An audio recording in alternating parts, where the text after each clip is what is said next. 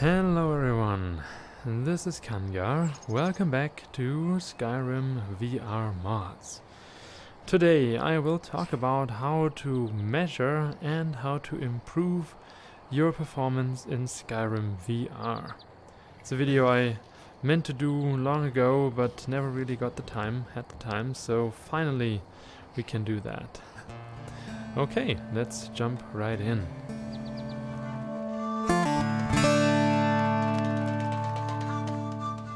So first of all, something that you will intuitively feel is how smooth is the gameplay, and you can easily check that just by wiggling your hand in front of your face. Best in this case is I usually just use one finger, and the distance the fingers have, like one frame after the other, is always a good measure for me, that I know, okay, well, this is 60, this is 90, or this is 120, or even less than 60, and that's the first thing that I always do, also in new games and so on. For example, it's difficult, maybe you cannot see that, I don't know how it will turn out, but this is pretty smooth, that's 60 FPS. But if I turn around, here there are more longer distances between the fingers. So what's making that sound?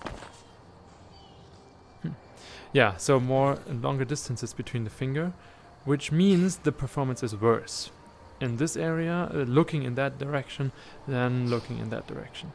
Now let's go into more details, and that is you can check the desktop,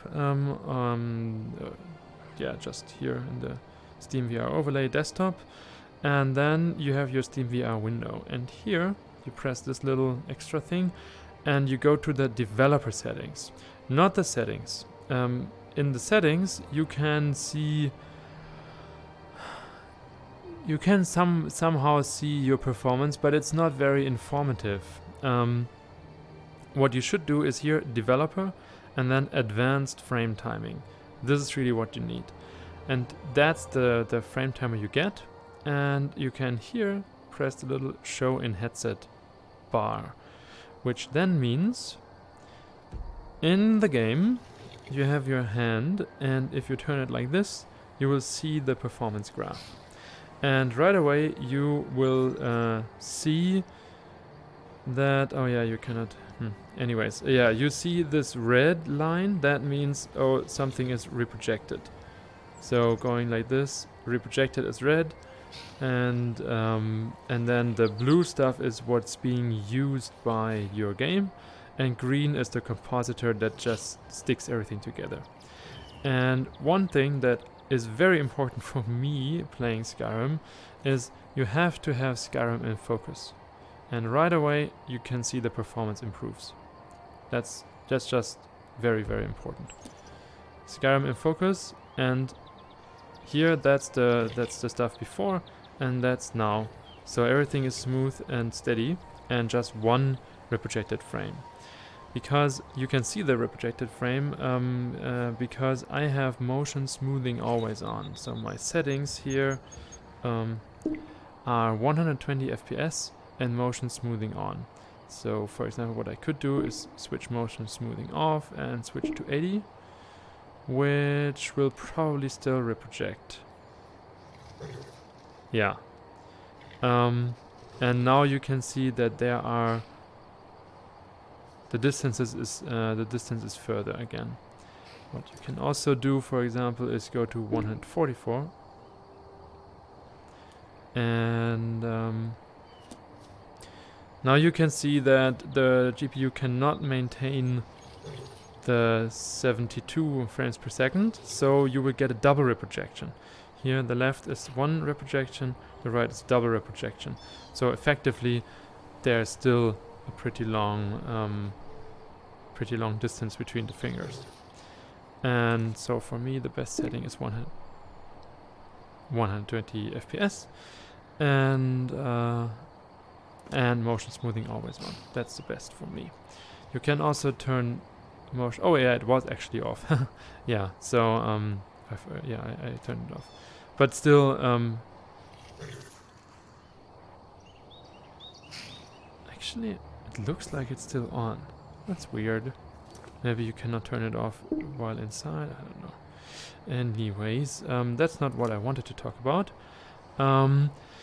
Okay, so that's how you can measure your frame rate. That's pretty good, so we have that now. And a very good benchmark for me is to start here at the standing stones. Everyone knows these standing stones.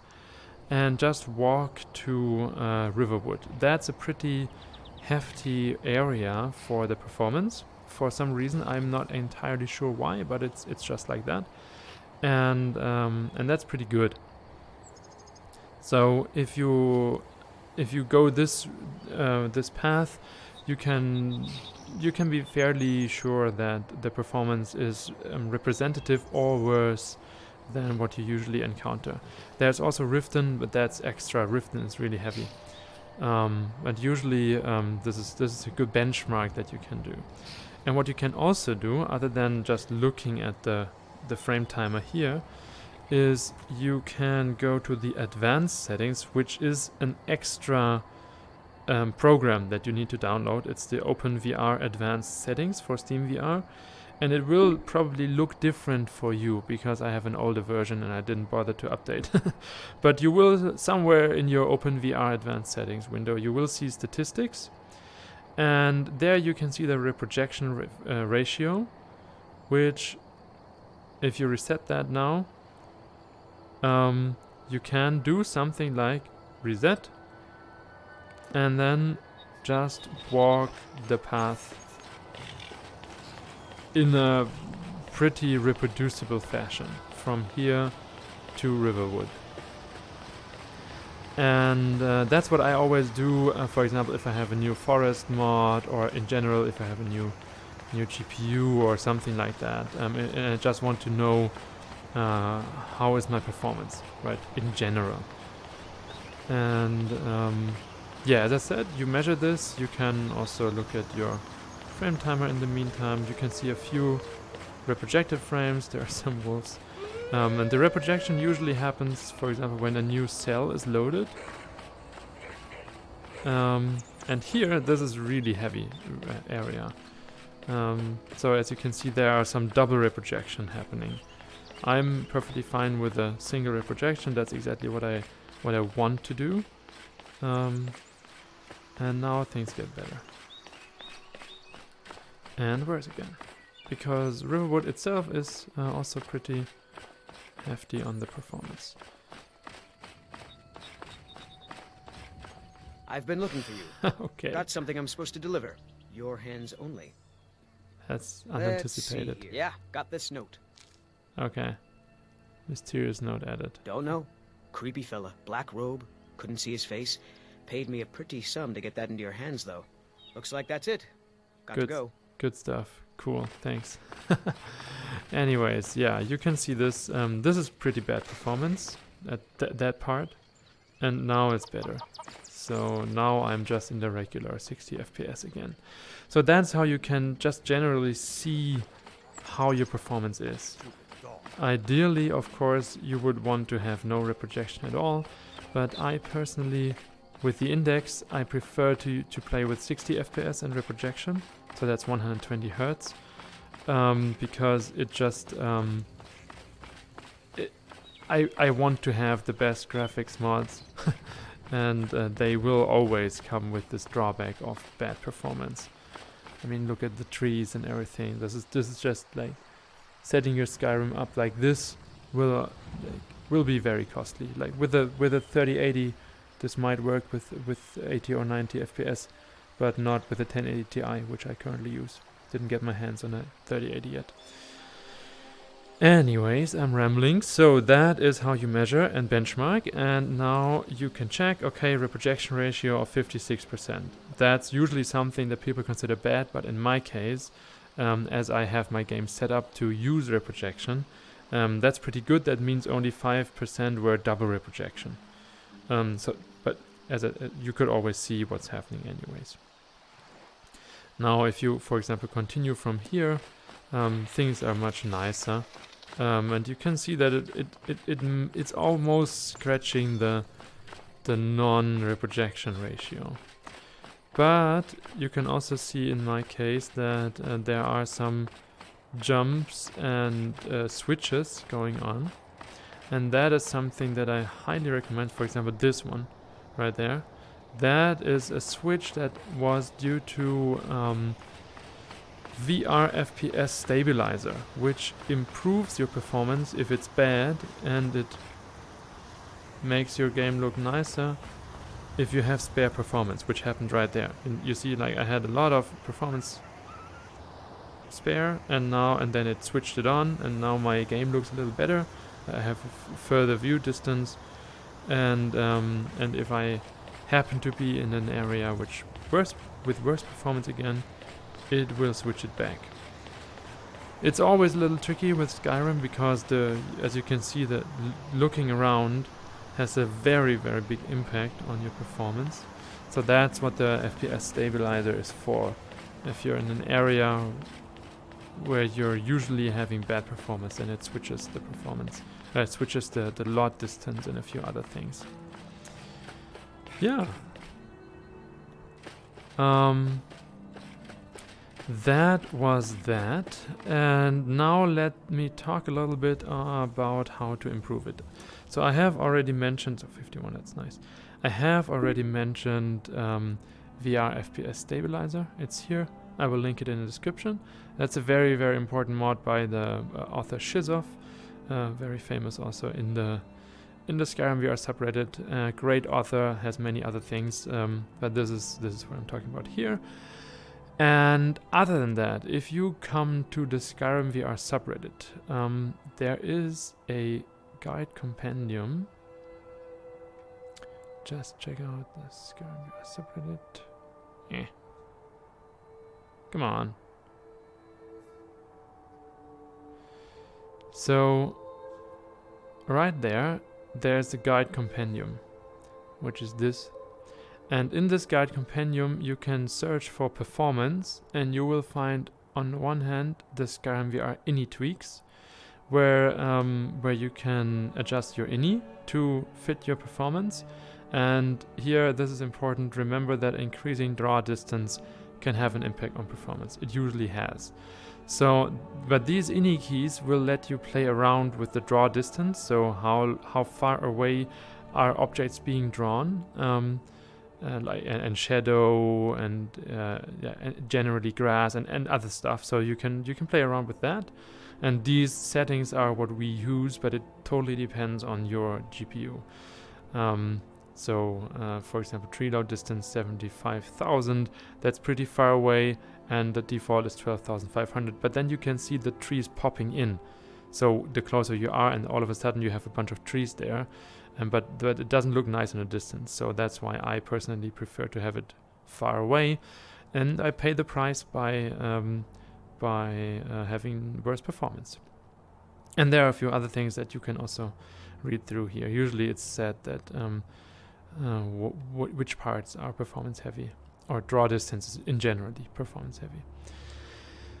Then there's another post, it's also linked here in the compendium, which is mods with the biggest performance drops in my testing, by a former mod of the subreddit. First of all, ENB here, this is outdated. ENB, we have a very nice ENB setup, the luminous ENB with the cast sharpener or the high fidelity ENB, whichever you prefer. Both are relatively friendly to your performance, and they have a sharpener, which means that the game looks crisp, and you can use TAA, and you do not need super sampling in that case. And if you don't need super sampling, and you can just use your render resolution of 100%, as you can see here, resolution per eye 100%. If you do that, then your performance is better overall, and you have the benefit of having a nice ENB, which improves your visuals, your colors, and other things. And yeah, And you can read through this, and pretty much everything else is true still. So grass mods are usually really heavy on performance. Other than Cathedral Landscapes is pretty decent. It doesn't really change your performance much. It's also what I use here. 3D trees and 3D plants, heavy on performance, definitely something that you should know. 3D landscapes, basically anything that adds 3D stuff, more polygons, is bad for your performance. But also, and that's very important, population. So if you have a city with a lot of population in there, this is heavy not on the GPU, which is the lower part here, but on the CPU, the higher part. So then your CPU cannot keep up with like computing all the NPCs that walk around. And that's very important. And city overhauls, JK Skyrim. Again, anything that makes objects being high resolution and high poly count and so on is bad for your GPU. 3D LODs, that's if you're using DynDOLOD and enhanced vanilla trees, for example, like I do, you have the option to use 3D LODs, which is also linked in the guide compendium, by the way. They look fantastic. You can see it in the distance right there. The trees look 3D because they actually are. They are at least they are across like that instead of just a flat billboard like that. So they are across like this, or like anyways, it's hard to show. So they are really the trees are more real and look much more foresty than having flat billboards. But it's tanky on your performance. Yeah. It's always a choice you have to do. Other things are immersive patrols and obis. Anything, again, that adds new NPCs, like immersive patrols. There is a light version which is better, which I use. And obis, you can use extra spawn features, and it can also have a patrolling feature and so on. And these things are, in general, is always something that decreases your performance. SMIM, static mesh improvement mod, the full version, and high poly project also, like these are really hefty on your performance.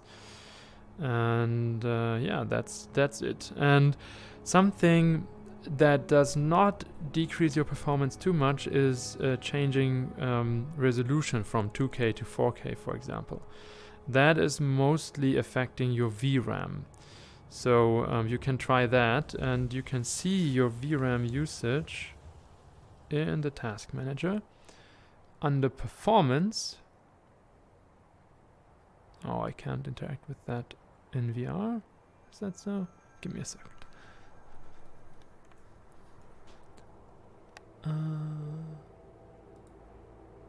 Okay.